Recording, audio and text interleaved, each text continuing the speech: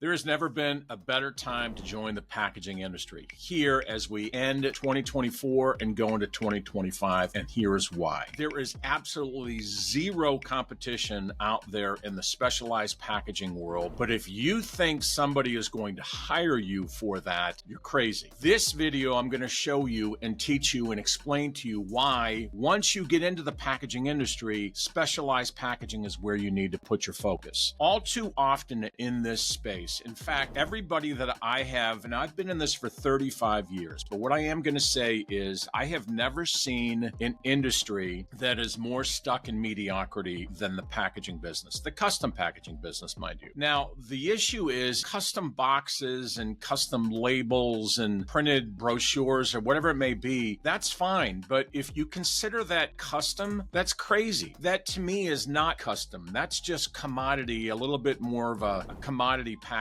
with a flair. And to me, when somebody wants to get into this industry, I encourage them, number one, first, but then I really emphasize they've got to do their own pushing and prodding and driving to get into niches or niches, get into these little value add things that they can do. We live in a world full of hot dogs in this space, meaning commodity packaging, plain Jane stuff. Buy it for a nickel, sell it for 6 cents. Are you kidding me? Now, why I'm so passionate about this is a number of reasons. Number one, the money in specialized packaging is 5 times what you can get in commodity stuff, okay? And it's repeat business. It comes back over and over. I'm still getting orders, reorders for companies I work with for 25 years because it's specialized. Specialized packaging means it's very difficult to knock it off. It's very difficult to go out there and find somebody else who will do it. And if you do this industry properly, not just supply the packaging, but supply the service and the support and the transparency and the partnership and the guidance and the direction and the supply chain. These are all those things that are absolutely perfect if you want to get into this business that you can focus on that will separate you from the rest of the pack. There's always going to be companies that'll race to the bottom. That's fine. That's not what we're in this for. Commodity packaging is great to race to the bottom. Go see who can be a penny cheaper. And I hope you make it up in volume because you're not going to make it up in margin. So to look at getting into this space, first and foremost, get into it.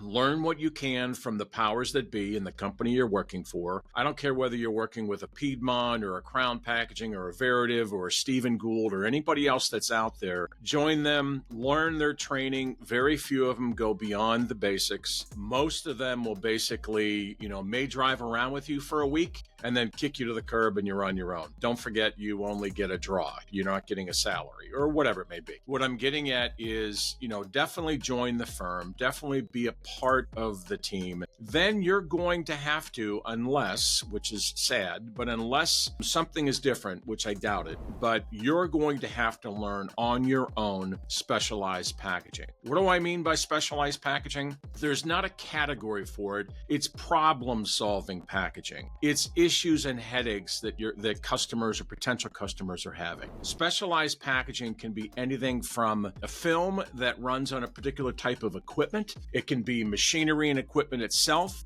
It can be paper and paper-based products. It can be biodegradable and eco-sensitive products. But there's got to be a pain. There's got to be something that we can add value to. Now, the cheaper it gets and the more it is just a commodity shop, that's not specialized, okay? We look for a number of things in the specialized packaging space. A, what are the current problems that they're having? Is there a quality issue? Is there a lead time issue or a timing issue? Is there a problem with customer service? We picked up more orders because existing suppliers don't answer their phones or don't respond to an email. Literally, an email saying, I want to place an order. They're either too busy or that understaffed or whatever. And that is just pathetic. So to be able to kind of do something, and then once we know that there's a pain point, then once we know there's an issue, then we can begin to look at, okay, how are we going to structure this properly? Sadly, in the packaging space, reps today have been trained to just click a finger, go to this company and get your price and sell it. It doesn't work like that anymore. It doesn't. If you've got a Uline solution, that's not customized package. That's not specialized, okay?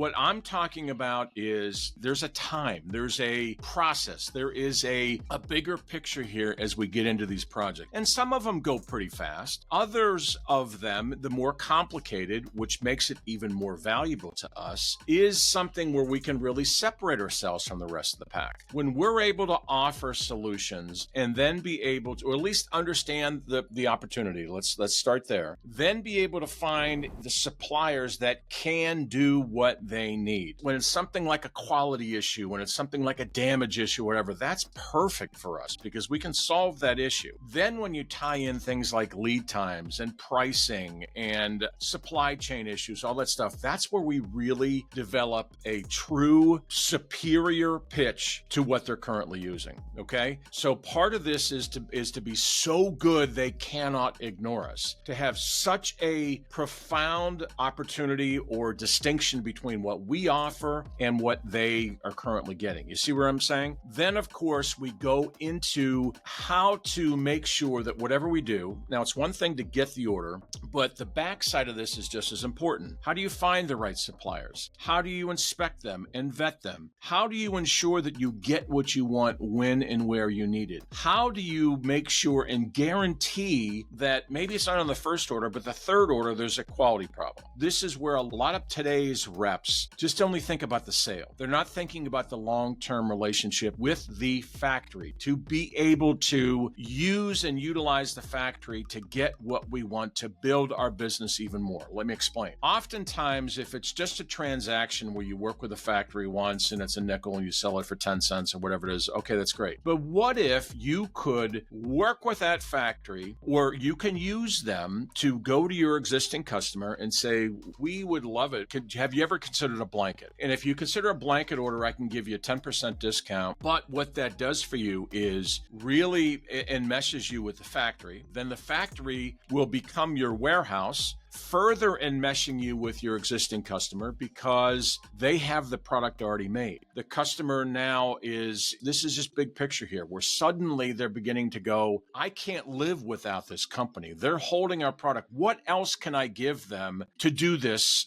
for other products? You see where I'm going? So it's little nuances on the front end, the sales, the back end, the purchasing side of things, and then to be able to marry it together with a timing and an efficiency. There's all kinds of little nuances to the specialized packaging space that all too often today's packaging reps do not understand. And sadly, your bosses and the owners of the companies don't understand. They're looking at the bottom line. They're looking to what's our margins? What am I making? What did I make this year? And that to me is a huge opportunity. Short-sighted, obvious to me, but it's also a huge opportunity for a packaging person to really kick ass and take names. Okay. So then once you sort of dabble in the specialized space, like I said, getting to know an opportunity, then be able to piece it together with the right suppliers. Then there are little nuances to this, like making samples and doing prototypes and doing test orders and doing trial orders and getting in there face to face and showing them something. And every time we do this, and this is another clue for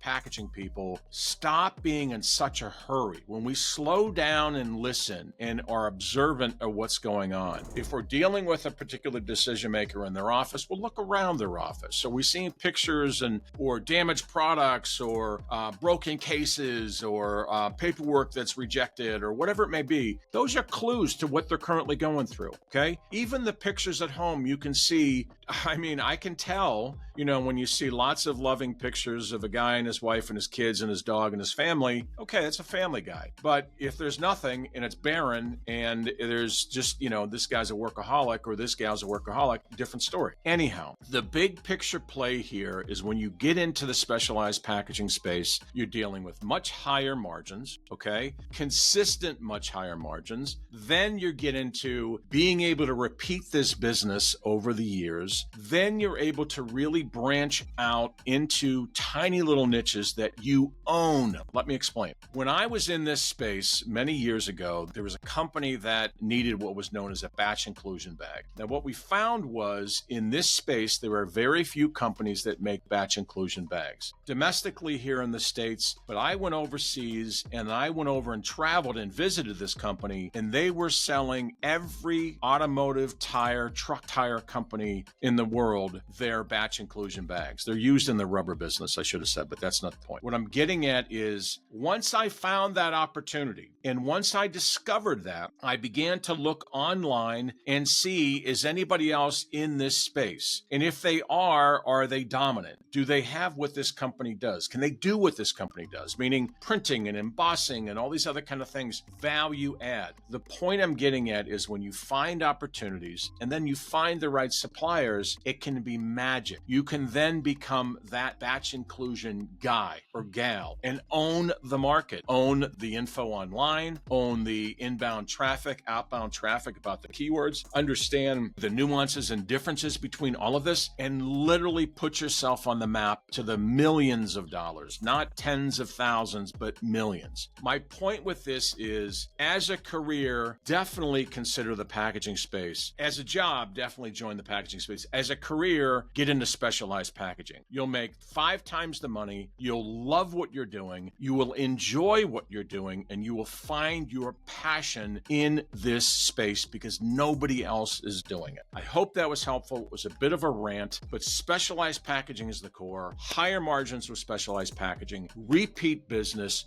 true partnerships with customers that look at you as a partner, as part of the family, as irreplaceable. And when you get there, it's magic. Thanks.